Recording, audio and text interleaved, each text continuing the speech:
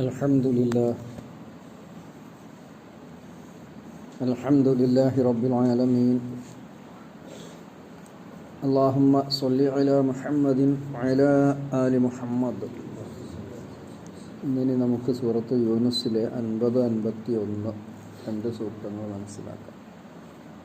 അഊദു ബില്ലാഹി മിനശ് ശൈത്വാനിർ റജീം.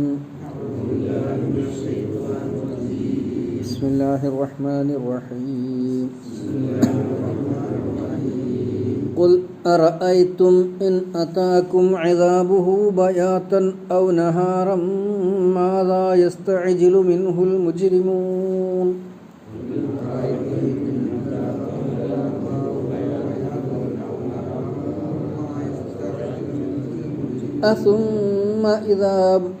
أثم إذا ما وقع آمنتم به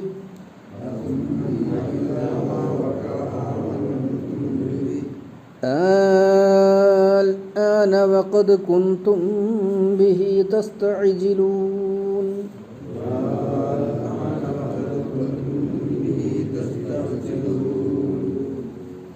ഖുൽ നബി അങ്ങ് ചോദിച്ചു നോക്കുക.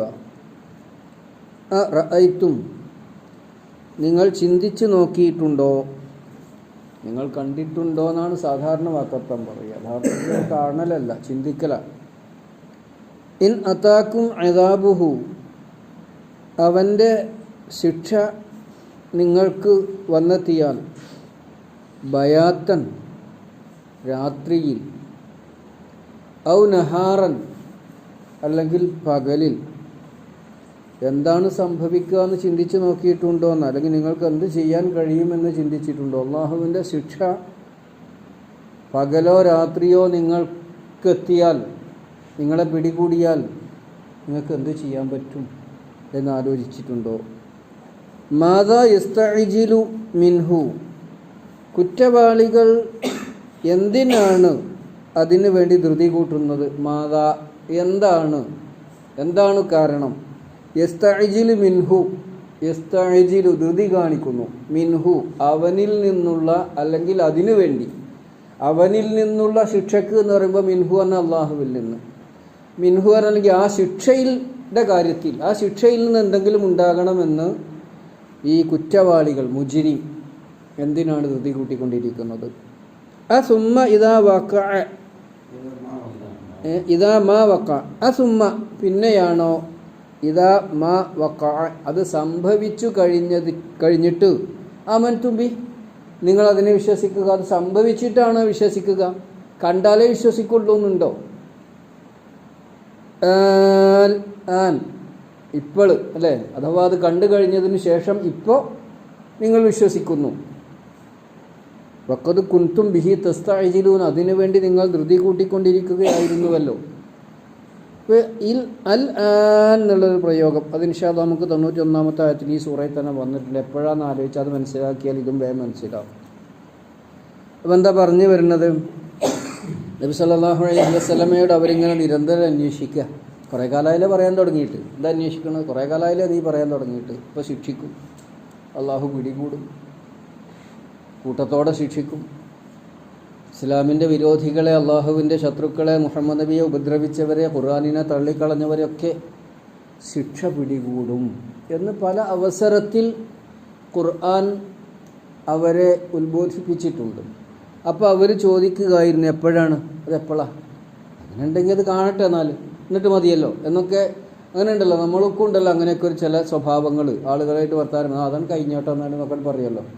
അങ്ങനെയാണെങ്കിൽ ആ ശിക്ഷ കൊണ്ട് വന്നോട്ടെ, അപ്പോൾ നോക്കാം നമുക്ക് എന്ന് നബി സല്ലല്ലാഹു അലൈഹി വസല്ലമയെ വെല്ലുവിളിക്കുക. അഥവാ അള്ളാഹുവിനോട് എതിര് കാണിക്കുക. അങ്ങനത്തെ ഒരു നിലപാട് അവർക്ക് ഉണ്ടായിരുന്നു. അപ്പോൾ അള്ളാഹ് അവരോട് ചോദിക്കാൻ വേണ്ടി നബി സല്ലല്ലാഹു അലൈഹി വസല്ലമയെ ഏൽപ്പിക്കുകയാണ്. അപ്പോൾ നബി അങ്ങൊന്ന് ചോദിച്ചു നോക്കുക.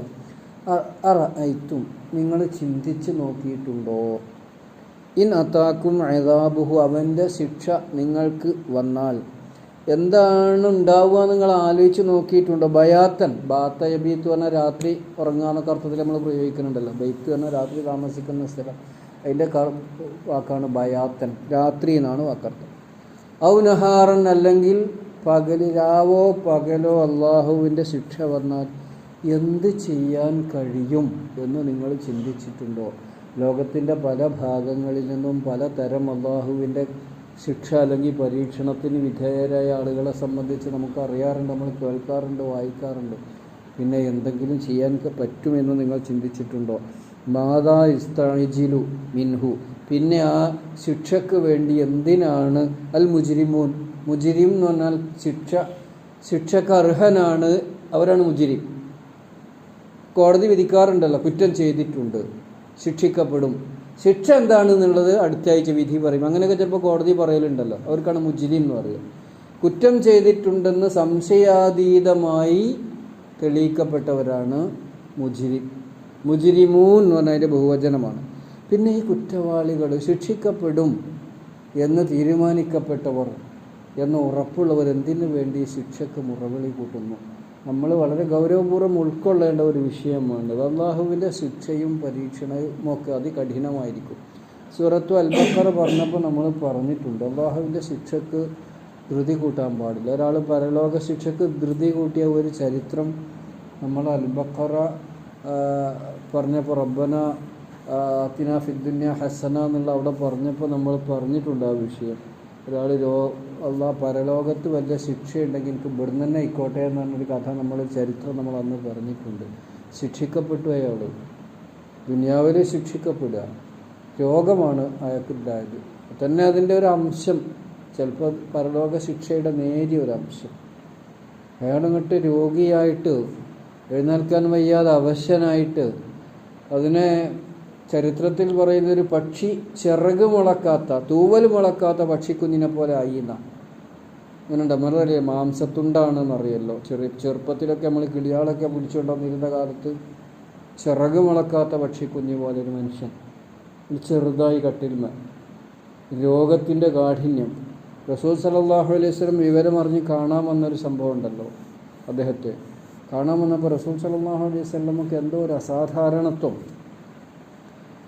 എന്തോ ഒരു സംഭവം ഉള്ളതുപോലെ അദ്ദേഹത്തിന് ഇങ്ങനെ തോന്നുകയാണ്. പ്രവാചകൻ സല്ലല്ലാഹു അലൈഹി വസല്ലം എന്താണ് ഇദ്ദേഹത്തിന് ഇത്രയും മാരകമായ, ഇത്രയും ഗുരുതരമായ രോഗത്തിന്? കുറേ നേരം അദ്ദേഹത്തെ നോക്കി നിന്നതിന് ശേഷം റസൂൽ സല്ലല്ലാഹു അലൈഹി വസല്ലം അദ്ദേഹത്തോട് ചോദിക്കുന്ന ഒരു സംഭവം, അല്ല നീ അള്ളാഹുവിനോട്, റസൂലിൻ്റെ സഹാബിയാണ്, അള്ളാഹുവിനോട് എന്തെങ്കിലും പ്രത്യേകിച്ച് പറഞ്ഞിരുന്നോ?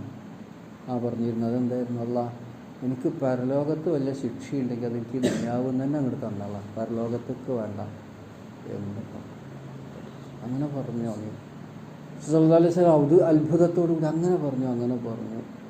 അള്ളാഹിനോട് അങ്ങനെ ചോദിച്ചു. ഞാൻ ചോദിക്കരുത് കേട്ടോ, നിനക്ക് താങ്ങാൻ കഴിയില്ല. അങ്ങനെ അള്ളാഹുവിനോട് ചോദിച്ചു വാങ്ങരുത്, താങ്ങാൻ പറ്റില്ല കേട്ടോ, അയാൾക്ക് അറിയാതെ ചോദിച്ചതാ.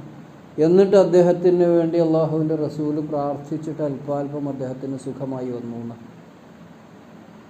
അപ്പോൾ അള്ളാഹ്, പരലോകത്ത് എനിക്ക് ശിക്ഷ ഉണ്ടെങ്കിൽ ഇവിടുന്ന് തന്നെ എന്നെ ശിക്ഷിച്ചോളാം, എന്നിട്ട് എനിക്ക് പരലോകത്തിന് രക്ഷപ്പെടുത്തുന്ന അബദ്ധവശാലെങ്കിലും പറയണ്ട. അള്ളാഹ് അഥവാ പിടികൂടി ആ ശിക്ഷ അള്ളാഹു പ്രാർത്ഥന സ്വീകരിക്കുന്ന ചില സമയങ്ങളിലാണ് പെട്ടുപോയതെങ്കിൽ താങ്ങാൻ പറ്റൂല നമുക്ക് കേട്ടോ, നമ്മളെ കൊണ്ട് കഴിയില്ല. പിന്നെ ഈ ശിക്ഷയ്ക്ക് വേണ്ടി എന്തിനാ ഇവിടെ മുറവിളി കൂട്ടണത് എന്നാണ് ചോദിക്കുന്നത്. റഅയ്തുമിൻ അതാക്കും അദാബുഹു ബയാത്തൻ ഔ നഹാറൻ, അള്ളാഹുവിൻ്റെ ശിക്ഷ അത് പകലോ രാവിലെയോ വന്നാൽ എന്ത് സംഭവിക്കുമെന്ന് ആലോചിച്ച് നോക്കിയിട്ടുണ്ട്. മാതാ ഇസ്തഅജിലു മിൻഹു, പിന്നെ അവനിൽ നിന്ന് ആ ശിക്ഷ ഉണ്ടാകണമെന്ന് എന്താണ് അവർ ധൃതി കൂട്ടുന്നത്? ഇസ്തഅജല, ധൃതിയിൽ സംഭവിക്കട്ടെ. നീ വിവരമില്ലാത്ത ഈ ജനങ്ങൾ പറയാം. അൽ മുജ്രിമു എന്ന് പറഞ്ഞാൽ ഞാൻ പറഞ്ഞില്ലേ, കുറ്റവാളി, പലർത്തും ഖുർആൻ പറഞ്ഞിട്ടുണ്ട്. ആ സുമ്മ, പിന്നെയാണോ? സുമ്മ എന്നാൽ പിന്നീട് എന്നാണ്, ആ ചോദ്യമാണ്. ആ സുമ്മ പിന്നെയാണോ? ഇതാ മാ വഖ, അത് സംഭവിച്ചു കഴിഞ്ഞിട്ട് പിന്നെ വിശ്വസിക്കാന്ന് വെച്ചിട്ടാണ്? ബെർത്തെ അപ്പം കാണാമെന്നാണോ? അത് സംഭവിക്കട്ടെ, ശിക്ഷ ഉണ്ടെങ്കിൽ അതത് നടന്നോട്ടെ, എന്നിട്ട് നമുക്ക് വിശ്വസിക്കാം എന്നാണോ അവർ മനസ്സിലാക്കിയിരിക്കുന്നത്? ആമൻതും ബിഹി, അതിൽ നിങ്ങൾ വിശ്വസിക്കുക, അള്ളാഹുവിൽ അല്ലെങ്കിൽ അള്ളാഹുവിൻ്റെ ഖുർആനിൽ, അല്ലെങ്കിൽ ആ ശിക്ഷ സംഭവിക്കുമെന്ന താക്കീതിൽ നിങ്ങൾ വിശ്വസിക്കുന്നത് അത് സംഭവിച്ചു കഴിഞ്ഞിട്ടാണോ? ആ സുമ്മ, അതാണ് സംഭവിച്ചത്. ആ സുമ്മ ഇതാ മാ വഖഅനാൽ സംഭവിക്കുക, ഗുരുതരമായൊരു സംഭവം ഉണ്ടാക്കുന്നതിന് വാഖിഅത്ത്. ഇതാ വഖഅത്തിൽ വാഖിഅ, ആ വാക്ക് തന്നെയാണത്. അങ്ങനെ ഗുരുതരമായ ഒരു സംഭവം ഉണ്ടായതിനു ശേഷം വിശ്വസിക്കാമെന്ന് വെച്ചിരിക്കുകയാണോ ആമൻ തുമ്പി? നിങ്ങൾ അതുകൊണ്ട് വിശ്വസിക്കുമോ? അല്ലെങ്കിൽ എന്നിട്ടാണോ നിങ്ങൾ വിശ്വസിക്കുന്നത്? ഒന്നാമത്തെ എന്ന് കിട്ടണം. ഇപ്പോഴോ? ഇത് 91 ആയത്ത് കൂടി ഒന്ന് നോക്കാം, നമുക്ക് വേഗം മനസ്സിലാവും. ഫിറോവിൻ്റെ വിശ്വാസം. ഫിറോൻ വിശ്വസിച്ചു. 91 ആയത്തിൽ അത് പറയുന്നുണ്ട്. 90 വിശ്വസിച്ച കാര്യം പറയണത്. ആ മുങ്ങി മരിക്കണ നേരത്ത് ഫിറോൻ പറയാണ് 90 ആയത്തിൻ്റെ അവസാനം കാല. അപ്പോൾ അയാൾ പറഞ്ഞു ആമൻതു, ഞാൻ വിശ്വസിച്ചു കേട്ടോ. അന്നഹു ലാ ഇലാഹ ഇല്ലല്ലദി ആമനത് ബിഹി ബനു ഇസ്രായേൽ. ബനു ഇസ്രായേൽ ഏതൊരു ദൈവത്തിൽ വിശ്വസിച്ചിട്ടുണ്ടോ ആ ദൈവത്തിൽ, ആരാധ്യനായുള്ള ആ ഒരു ദൈവത്തിൽ ഞാനും വിശ്വസിച്ചിട്ടുണ്ട് എന്ന് ഫിറോൻ പറഞ്ഞു. വ അന മിനൽ മുസ്ലിമീൻ, ഞാൻ അള്ളാഹുവിൻ്റെ നിയമത്തിന് കീഴ്പ്പെട്ടവനാണ് എന്നും പറഞ്ഞു. അപ്പോൾ അള്ളാഹ് ചോദിക്കുക ഇപ്പോൾ അല്ലേ, ഇപ്പോഴല്ലേ, ഇപ്പോൾ കണ്ടപ്പോൾ, അറിഞ്ഞപ്പോൾ, കിട്ടിയപ്പോൾ, അപ്പോൾ എനിക്ക് മനസ്സിലായില്ലേ, പാഠം പഠിച്ചൂലേ ആണ്. ഇപ്പോൾ വിശ്വസിക്കാനായി. ഇതുവരെ 30 വർഷം മൂസാ നബി കൂടെ ഉണ്ടായിരുന്നു, എന്നിട്ട് വിശ്വസിക്കാതെ നീ ഇപ്പോൾ. അതാണ് വഖദ് അസ്വൈത ഖബ്ലു, മുമ്പൊക്കെ നീ ഇസ്യാൻ അനുസരണക്കേട് കാണിക്കുകയായിരുന്നില്ലേ. അപ്പോൾ കുന്തമിനൽ മുഫ്സിദീൻ, കേവലമായ അനുസരണക്കേട് മാത്രമല്ല, വലിയ ഫസാദ്, വലിയ കുഴപ്പം, നാശമാണ് ആ നാട്ടിൽ നീ ഉണ്ടാക്കിയത്. എന്നിട്ട് ഇപ്പോൾ ശിക്ഷ വന്ന് മുങ്ങി മരിക്കാറായപ്പോൾ ഇപ്പോൾ ഞാൻ വിശ്വസിച്ചു എന്നല്ലേ. അത് തന്നെയാണ് ഇവിടെ. ശിക്ഷ കണ്ടപ്പോൾ ആമൻ തുമ്പി, നിങ്ങളത് വിശ്വസിച്ചു. അപ്പോൾ അള്ളാഹ് ചോദിക്കുകയാണ് ഇപ്പോൾ ശിക്ഷ കണ്ട് വിശ്വസിച്ചു, ഇപ്പോൾ രക്ഷ കിട്ടണമെന്ന് ആഗ്രഹമുണ്ടല്ലേ. അതാണ് വഖദ് കുൻതും ബിഹി തസ്തഅജിലൂൻ, നിങ്ങളായതിന് വേണ്ടി ധൃതി കൂട്ടുകയായിരുന്നില്ലേ. ഇൻഷാ അല്ലാഹ് 52 53 ഇതുമായി ബന്ധപ്പെട്ട് തന്നെയാണ് നമുക്ക് അടുത്ത ദിവസം പറയാം. അല്ലാഹു അനുഗ്രഹിക്കട്ടെ. ഒന്നുകൂടെ അർത്ഥം പറഞ്ഞു നിർത്താം.